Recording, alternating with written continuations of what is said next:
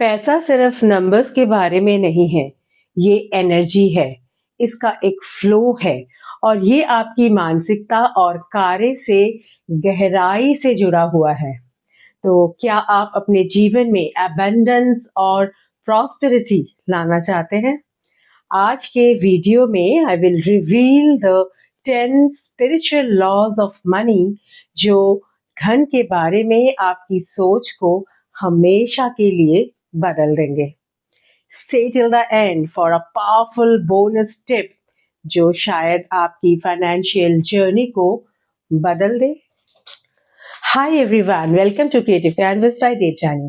I am Devyani और मैं जीवन के हर एक क्षेत्र में सफलता प्राप्त करने के लिए आपकी मानसिकता और कार्य को अलाइन करने में आपकी सहायता करने के लिए यहाँ पर हूँ। If this resonates with you, do not forget to like the video and subscribe for more content that uplifts and inspires. All right, let's dive into the 10 spiritual laws of money. ऐसे सिद्धांत जो ना केवल धन को आकर्षित करते हैं but also ensure it flows harmoniously in your life. So, ready? So then, let's get started with the first law. Law of abundance. This law teaches that the universe is full of infinite wealth and opportunities. ये नियम सिखाता है कि ब्रह्मांड असीम धन और अवसरों से भरा हुआ है। पैसा खत्म नहीं हो रहा है, ये घूम रहा है। और जब आप एबंडेंस में विश्वास करते हैं तो आप हर जगह अपॉर्चुनिटीज को देखेंगे। So, practice gratitude daily to shift your mindset from lack of abundance. Second law, the law of gratitude. Expressing gratitude for what you already have invites more blessings into your life. Being thankful helps shift your focus to positivity and prosperity. आपके पास जो कुछ भी है उसके लिए आभार व्यक्त करने से आपके जीवन में और अधिक आशीर्वाद आते हैं। हर बार जब अपने करंट ब्लेसिंग्स की अप्रिशिएट करते हैं तो आप अपने जीवन में और अधिक धन को उनके प्रवेश के लिए आप जगह बनाते हैं। So keep a gratitude journal specifically for financial blessings. अब हम थर्ड लॉ की बात करेंगे, that is law of energy exchange.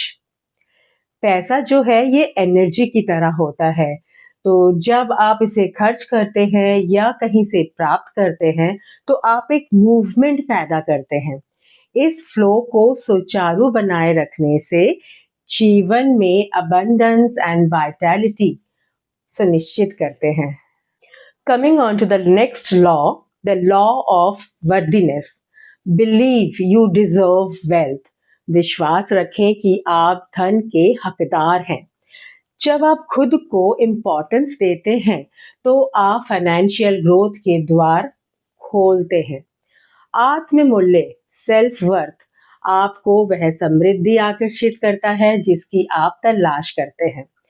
अगर आप खुद को कम आंकते हो तो दुनिया भी आपका अनुसरण करेगी।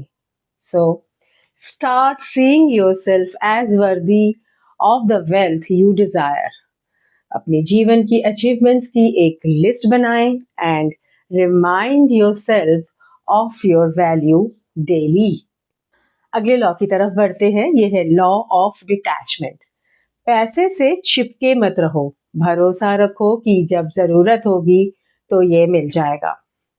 Letting go of desperation clears the way for abundance to flow freely. हताशा धन को दूर भगाती है, आस्था उसे आकर्षित करती है। अपने कार्य पर ध्यान दें, ना कि परिणाम पर। So set your goals, take action, and then let the universe handle the rest. अगले लॉ की तरफ बढ़ते हुए, लेकिन उससे पहले मैं ये बोलना चाहूंगी कि अगर अभी तक आपने इस चैनल को सब्सक्राइब नहीं किया है तो प्लीज सब्सक्राइब कर लें, क्योंकि इस तरह की जो भी मैं वीडियोस आगे डालती रहूंगी तो आपको नोटिफिकेशंस मिलते रहेंगे और आपके लिए ही वो बेनिफिशियल होगा। Moving to the next law, that is law of reflection. आपकी फाइनेंशियल स्टेट पैसे के बारे में आपकी मान्यताओं को दर्शाती है। अधिक धन आकर्षित करने और अपनी फाइनेंशियल रियलिटी को बेहतर बनाने के लिए नेगेटिव बिलीव्स को बदलें। आपकी मान्यताएं आपकी वास्तविकता को आकार देती है।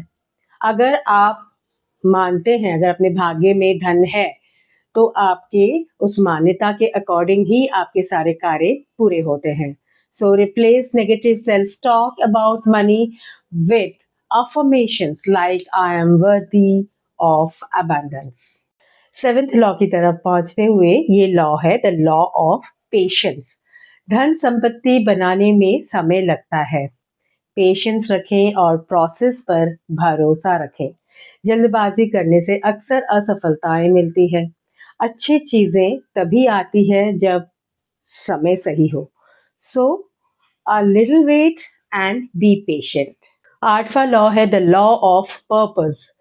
Late your higher purpose guide your financial choices.